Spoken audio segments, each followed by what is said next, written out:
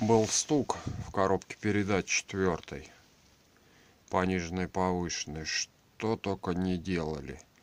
И подшипники смотрели, все тут нормально, все отлично.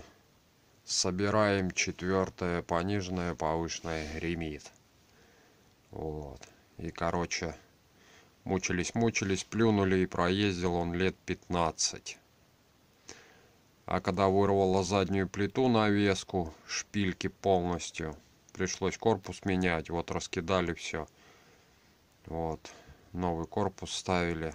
Вытащили этот первичный вал. А в этом валу вроде с виду шестереночки все хорошие. Ничего не видать. А вот выявился маленький нюансик. Вот он, расколотый зуб. Вроде бы чуть-чуть. Вот чуть-чуть. Ковыряли, крутили, шестерни смотрели. Все нормально было. Но оно еще в негроле все мазано было. Может, из-за этого и не увидели. Вот он зуб. Чуть-чуть выколон. Вот кружочек. Из-за него тарабанило бог знает как. Проработал 15 лет, проходил.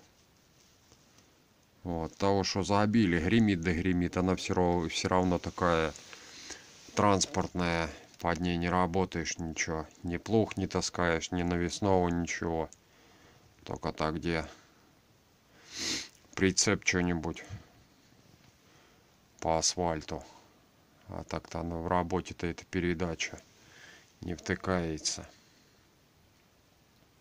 Так что вот так вот, если загремела коробка, стук, вот, то это по-любому на какой-то шестеренке выбитый зуб.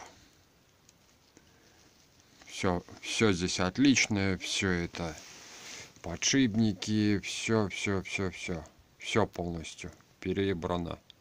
А вот этот вот зуб не увидали. Вот. Искали, почему стучит, думали то, что здесь шестерни, которые включают на вторичном валу. Думали, что шестеренки касаются вот этого нижнего вала. То есть с соприкосновения происходит стук. Там и вилки допустимый зазор.